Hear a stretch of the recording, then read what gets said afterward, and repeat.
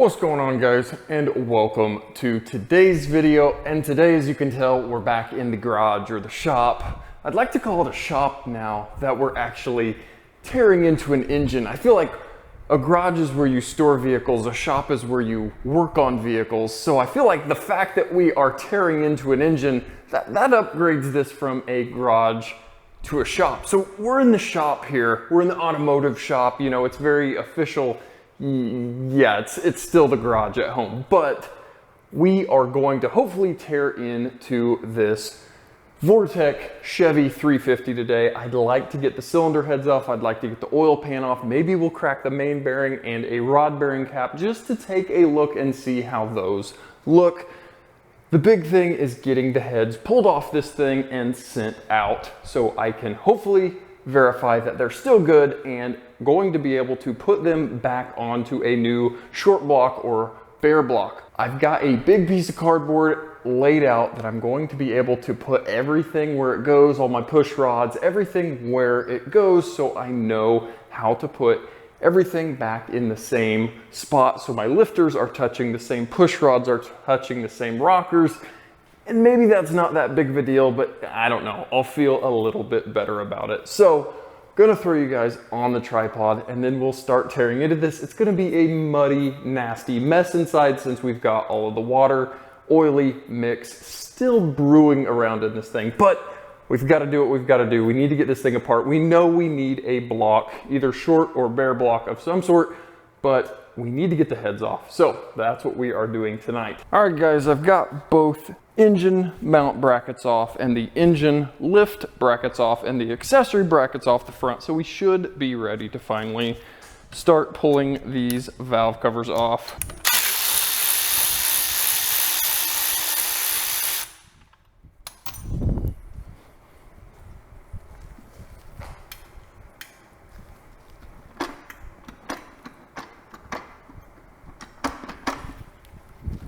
Well, guys, it's our first look, at least inside the valve covers, and the thing looks ridiculously clean. No signs of rust, no signs of cracks, but again, I'm gonna have to send these things out and have them checked over. So I guess next I need to pull rockers and push rods, and then we'll be ready to pull our cylinder head bolts.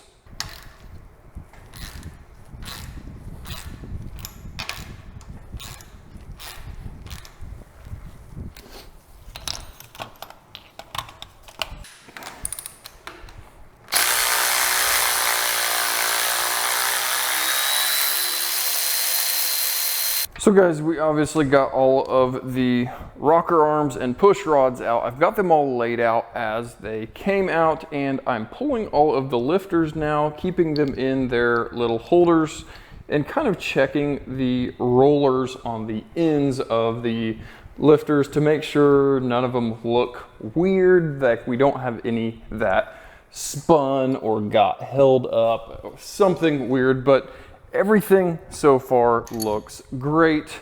Everything is just covered in a slimy, nasty coating of the contaminated, watery, oily mess, which probably honestly isn't a horrible thing because there is still so much oil in this mess that it is probably keeping everything marginally lubricated and not letting any of this bare metal stuff rust. Again, because it is so covered and slimy.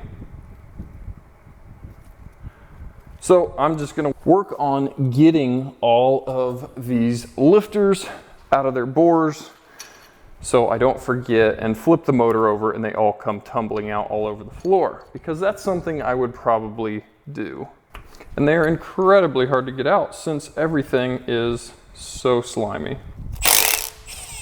So guys, kind of surprising, or at least to me, I'm used to working on more modern stuff and head bolts are extremely long and tight and yada, yada, yada. These head bolts are coming out super, super easy. Just with a 3/8 Milwaukee. Now maybe that's a bad sign, but I think that's probably just correct for a old 350 Chevy engine. which makes it more convenient for me that I don't have to pry around on some big strong bolts. So we're gonna take these head bolts out and kind of watch head bolt length. Now obviously, if you've been into 350s, you probably already know, but I have not. So it looks like, yes, we just have two different lengths. We have the long ones that go inside the valve cover, and then the short ones that go outside the valve cover. And like I said, I have not, okay, and we have short ones on each end of the valve cover also. But guys, I truly have not built too many engines, if any, in my time. At the dealership setting, you really, at least with Jeep, Chrysler, Dodge, do not do a lot of engine rebuilding.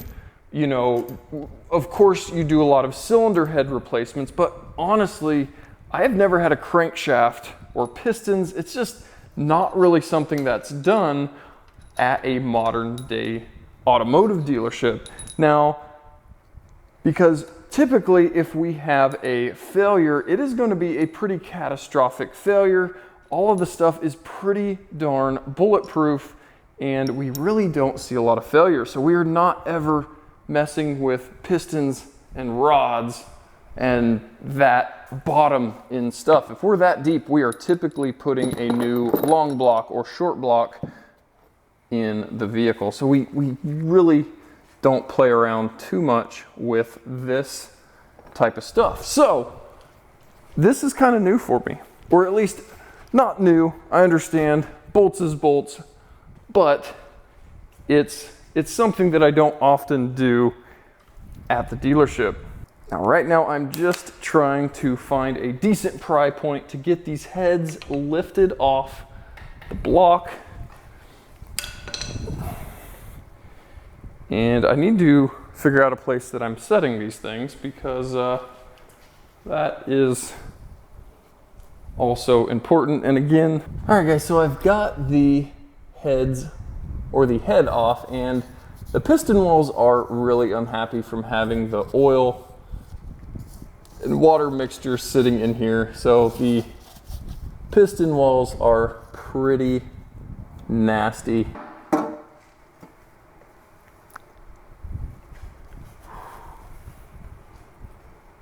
Well guys, I'm not really sure what to think here. We've got the pan pulled off, and I just pulled the front main cap, and the bearing looked fine, didn't look spun, scored up, anything weird, but man, this crankshaft is pretty rusty.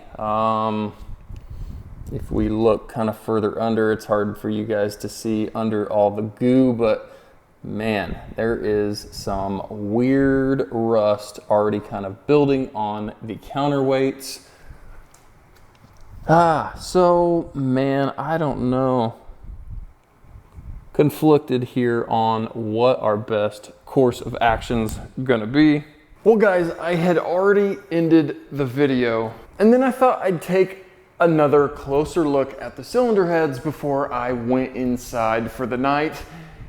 And yeah, I found something kind of bad that kind of throws a wrench in all of the plans. I'll take you down and show you what I'm talking about. So if we jump down here, again, don't know how well this is going to pick up, but both cylinder heads have very lovely cracks in them. So that means no need to send them off to the machine shop, because we already played that, and yeah, they're cracked. So we've got a cracked block, both cracked heads, which kind of leads me to one thought, and that is, unfortunately, a long block. Now that means no engine building here in the garage, because by the time we look into a short block or a bare block plus cylinder heads, we are well within the realm of just buying a long block. Now that brings us to the next issue, is parts availability. There's a bunch of weird aftermarket unknown companies out there that sell marine-based Vortec 350s. I don't know them from another person. Now they sell them on Jegs and Summit, so you'd hope they're decent. Looking at a bunch of reviews today, and there's always going to be bad reviews with good reviews, so it's really hard to tell. But talked with one of the buddies that does circle track racing and said, hey, who's your engine machine guy? Who's your machine shop? Let me give him a call. Talked to him, and he seemed hopeful that he had most of the parts on hand, a block, heads. So I think that's gonna be our best bet, is going with the local performance machine shop here and hopefully having him build a solid long block for us. Now I talked with him, I'm hoping to reuse a lot of the rotating assembly out of our current engine, cam, crank, pistons, rods, most of the stuff that I believe is still good with my untrained machine shop eye, to me seems good still. Obviously, he'll have to see what he thinks about it once he gets it in hand. But yeah, that's the plan. Not what I wanted to see tonight, but that's unfortunately what happened. So I'm kind of putting things back together. I've got the oil pan thrown back on, and I am kind of going to get all of the parts set on the cylinder heads and, you know, kind of go from there. He did tell me he wants all of the valve covers and oil pans and all that kind of stuff with the engine when I take it in. Obviously, he didn't want me to put the cylinder heads back on because he would just be taking things apart for his initial inspection.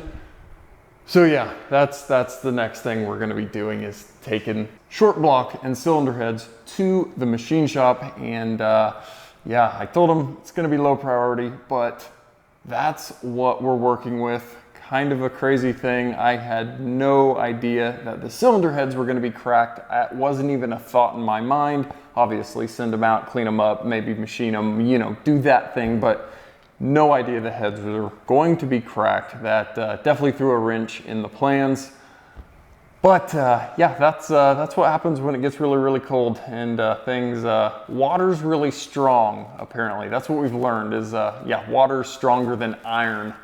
So yeah, who knows? That's what we're doing. We'll eventually have a motor to put back in the hole, and we'll start it, and hopefully it runs good and doesn't make any noise. So yeah, guys, that's what's going on. So as always, thanks for watching, and we'll catch you guys next time.